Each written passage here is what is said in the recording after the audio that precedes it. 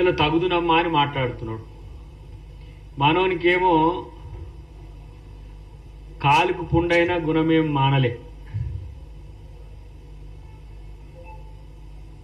ఇలాంటి స్టేట్మెంట్స్ ఇస్తున్న పరిస్థితుల్లో ఆ అహంభావపూరితమైన స్టేట్మెంట్లు ఎన్ని మీరు చేసిన అప్పులు వాళ్ళు మా వాళ్ళు పెట్టిన లెక్కలే చూస్తే మీరు ఎఫ్ఆర్బిఎం అప్పులే 5,04,814 కోట్లు, కార్పొరేషన్ లోన్స్ 3,01,484 కోట్లు. ఇలా మీరు తెచ్చిన అప్పుకు మేము కడుతున్న ఒక నెల వడ్డీ 7,000 కోట్లు. అట్లా 12 నెలలకు వేసుకోండి మీరు తెచ్చిన అప్పుకు.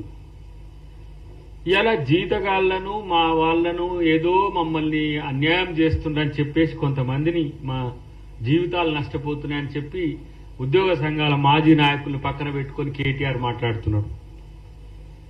ఆ రోజు ఒక్కరోజైనా మరి ఈ 9 సంవత్సరాల్లో పిఆర్సీలు ఇవ్వకపోయినా ఏవి ఇవ్వకపోయినా మాట్లాడిన దాఖలాలు అయితే లేవు. ఎందుకంటే వాళ్ళు టీఆర్ఎస్ పార్టీ నాయకులు కాబట్టి టీఆర్ఎస్ పార్టీకి, టీఆర్ఎస్ కాదు కదా ఇప్పుడు బీఆర్ఎస్ పార్టీకి వాళ్ళు ఆ విధంగా ఉండాల్సిన సందర్భం అవుతుంది.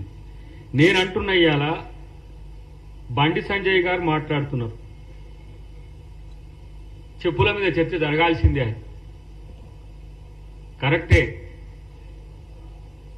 పోతే చెప్పులెత్తుకపోతామని భయపడుతున్నారు. అంటే అంత భయంతో బీజేపీ ప్రభుత్వం ఉంది అని అంటే ఈ చెప్పుల మంత్రికి తలిగింది ఎక్కడో. ఆయనే కదా అమిత్ షా గారు చెప్పులు మోసుకుపోయిన ఆయన. మన కాడ మన టెంపుల్లో మహంకాళి టెంపుల్లో చెప్పులు మోసిన మంత్రి ఆయన చెప్పుల గురించి అలా మాట్లాడుతున్నాడు. మీరు కానీ కిషన్ రెడ్డి గారు కానీ బహిరంగ చర్చకు వస్తే కేంద్ర ప్రభుత్వం నుంచి మీరు తెచ్చిన మీరు ఇచ్చిన నిధుల వాటా గురించి తెలుస్తామా? ఎక్కడికైనా రాగలరా? ఇవన్నీగా మీరు సమయం చెప్పినా సరే, ప్లేస్ చెప్పినా ఇవన్నీ పాత అరిగిన రికార్డులు. మేము బీజేపీ ఆఫీస్కే వస్తాం, చలో ఏ రోజో చెప్పమనండి. తెలంగాణ ప్రభుత్వం ఎన్నిసార్లు మోడీ చుట్టూ తిరిగింది, మీరు కొడుతున్న బోడిగుండుకు కారణాలు మీరు చెప్పాలి. ఎన్ని వేల కోట్ల రూపాయలు, ఎన్ని లక్షల కోట్ల రూపాయలు మా ప్రభుత్వం వచ్చినాక మీరు ఇచ్చిందో చెప్పాలి. ఇలా ఎస్సీయూకు సంబంధించిన భూముల విషయంలో తనఖా కూడా కాదు, అది ఒక 120 ఎకరాలకు సంబంధించిన అంశంలో 400 ఎకరాలను ప్రచారం చేసి దాని పేరు మీద టీజీఐఏసీకి మేము ఇలా దాన్ని అసైన్ చేసి వాటి విషయంలో మీరు కార్యాచరణ తీసుకోమని చెప్తే దేశం పర్యావరణం మొత్తం దెబ్బతిన్నట్టు గగ్గోలు పెట్టిన దద్దమ్మల్లారా, మీరు రాష్ట్రానికి ఇచ్చింది ఏందో చెప్పండి ఫస్ట్. ఈ రాష్ట్రంలో అమలవుతున్న పథకాలన్నీ మావే, మేం చేసినే, మేం పెట్టినాయి అని అంటున్నాడు బండి సంజయ్. నేనంటున్నా, మీకు నిజంగా చిత్తశుద్ధి ఉంటే, మీకు నిజాయితీగా రాజకీయాల పట్లను ఈ తెలంగాణ ప్రజల పట్లను మీకు చిత్తశుద్ధి ఉంటే మీరు శ్వేతపత్రం విడుదల చేయండి. మీ ప్రభుత్వం ఏమిచ్చిండ్రో ఈ రాష్ట్రానికి. గతంలో ఆయన కిషన్ రెడ్డి గారు చెప్పిన 9 లక్షల కోట్ల రూపాయలు ఇచ్చినామని చెప్పి టీఆర్ఎస్ ప్రభుత్వం హయాంలో. ఇలా తెలంగాణ ప్రభుత్వం ఎంత పన్నుల రూపంలో కడుతున్నామో, మాకెట్లా డెవల్యూషన్ ఆఫ్ ఫండ్స్ వస్తున్నాయని మేము అడగట్లే. మీరుగా ఈ రాష్ట్రానికి ప్రత్యేకంగా మీరు చేసిన పథకాలు, వాటి వివరాలు కనుక చెప్పితే ప్రజలు తెలుసుకుంటారు. కనీసం నిస్సిగ్గుగా నిర్లజ్జగా మాట్లాడుతున్న పరిస్థితి. అలా ఈటల రాజేందర్ గారు of BRS, of BJP, same ఇక్కడ రాజకీయాలు ఉన్నట్టే ఉన్నాడు ఆయన. బీజేపీ కమలం కాడకు బీఆర్ఎస్ కాడ అంటుగట్టినట్టే ఆయన సగం ఆడా ఉన్నాడు, సగం ఈడా ఉన్నాడు. మరి మీరు ఫైనాన్స్ మినిస్టర్గా ఉన్నారు కదా, ఈ అరిష్టంతో చేస్తున్న, ఇంత పెద్ద ఎత్తున చేస్తున్న అప్పులు వద్దని చెప్పి నివారించిండ్రా మీరు? ఫైనాన్స్ మినిస్టరే కదా. ఇవాళ ఇన్ని అప్పులు, ఎఫ్ఆర్బిఎం రూల్స్ ను బ్రేక్ చేసి లక్షల కోట్ల అప్పులు చేస్తుంటే బీజేపీ ఏం చేసింది? కేంద్ర ప్రభుత్వంలో ఉన్నారు కదా. మరి ఆ రోజు లేవని నోర్లు ఈ రోజు ఎట్లా లేస్తున్నాయి? దేని కొరకు లేస్తున్నాయి? దేన్ని సాధించడానికి లేస్తున్నాయి?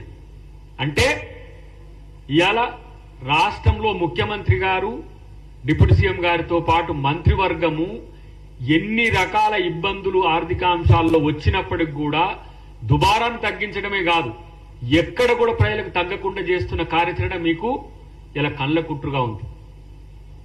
ఎక్కడ మేము తక్కువ చేసినామో చెప్పండి.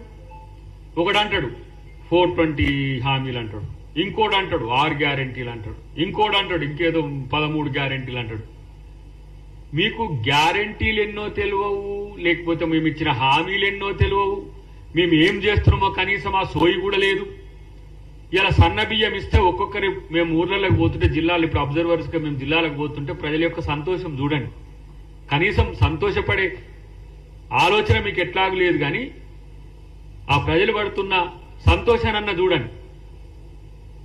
ఇలా బీసీ బిల్లు తెస్తే బీసీలు మొత్తం కూడా ఇవాళ రేపు పెద్ద మొత్తంలో కేంద్రంలో కూడా కుల జనగణన రాష్ట్రం చేయబట్టి జరిగిందని రాష్ట్ర ముఖ్యమంత్రిని పొగుడుతున్నాం.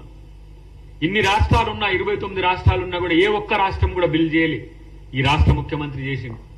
అందరు అంటారు కదా రెడ్డి బిడ్డ రెడ్డి బిడ్డ రెడ్డి ఆయన కాబట్టి అని ఇట్లా అంటారు కదా. మరి ఆ రెడ్డే ఇలా బీసీల కొరకు బిల్లు చేసింది. ఆ రెడ్డి చేసిన బీసీ బిల్లునే మా నాయకుడు, మా సభా నాయకుడు, మా ఎల్ఓపి ఇలా దేశం మొత్తం కూడా ప్రచారం చేస్తున్నాడు. మా ముఖ్యమంత్రి మా తెలంగాణ మోడల్ ఇలా దేశానికి మోడల్ అయిందని చెప్పి అది మీకు కళ్ళు కొడుతున్నాయి. ఏదన్నా మంచి రేవంత్ రెడ్డి గారికి జరగంగానే ఈ కళ్ళల్లా ఏదో పోసుకున్నట్టే బయటికి వెళ్తారు సన్నాసిగాలు, పిచ్చి కుక్కలు మొరిగినట్టే. నిజంగా ఇలా ఎన్ని 1,14,181 కోట్ల రూపాయల సంక్షేమ పథకాల అభివృద్ధి పథకాలకు మేము ఈ సంవత్సరంలో మేము ఖర్చు చేసినాం. ఒక ఆర్థిక సంవత్సరంలో 20,617 కోట్ల రూపాయలు ఇలా రైతులకు రుణమాఫీ చేసినాం. మీరు 9 సంవత్సరాల్లో చేసింది ఎంత? 18,000 కోట్లు 17,000 కోట్ల రూపాయలు చేయించి మొత్తం 9 సంవత్సరాల్లో రైతు రుణమాఫీ మీరు చేసింది. ఒక్క సంవత్సరంలో మేము చేసింది 20,617 కోట్లు. ఇక ఆయన రైతు భరోసా ఉండదో ఉండదో అని ఒకటే ముండమూసినట్టు ఆయన మాట్లాడుతూ ఉన్నాడు బండి సంజయ్.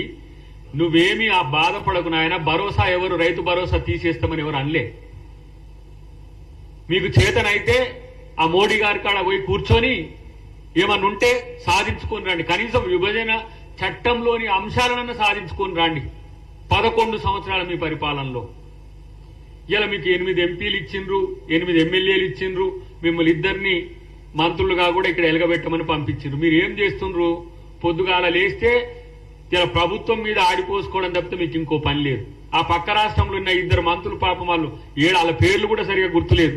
ఆంధ్రప్రదేశ్ లో ఉండే కేంద్ర మంత్రుల పేరు వారు పోయి ఏ విధంగా లక్షల కోట్లు, ఇలా మొన్న 1,00,000 కోట్లు దానికి అమరావతికి, వాళ్ళని చూస్తే సంతోషం అనిపిస్తుంది అట్లీస్ట్. ఎందుకంటే మనతో విభజించబడి ఆర్థికంగా నష్టపోతున్నామన్న ఆంధ్రప్రదేశ్ కొరకు అక్కడ ఉన్న బీజేపీ మంత్రులు కొట్లాడుతున్నారు. మీరేం చేస్తున్నారు? బూడిద ఇక్కడ. ఇలా మీకు కనీసం చేసే